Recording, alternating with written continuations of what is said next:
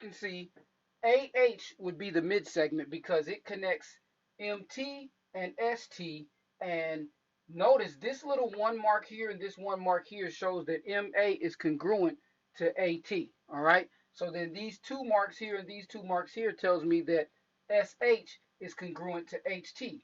So since this segment is congruent to this segment, that means that H is the midpoint.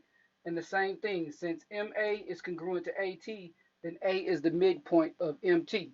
So with that being said, I can simply say that 2 times 2x minus 3 equals x plus 9.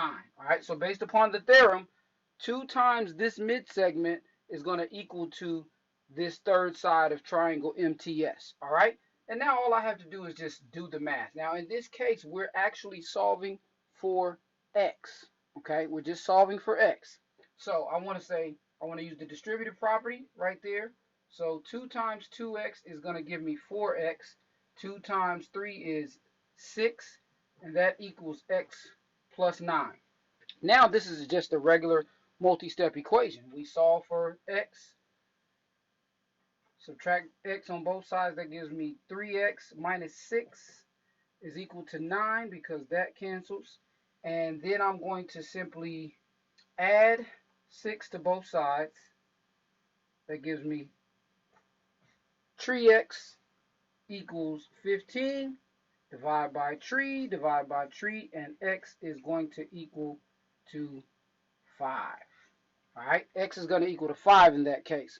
So now you can actually plug it back in. 5 plus 9 is 14. 2 times 5 is, 5 plus 9 is 13. 14 it is. I'm tripping. But 2 times 5 is 10. 10 minus 3 is 7. Well, 14 and 7. So that means AH is half of MS. All right.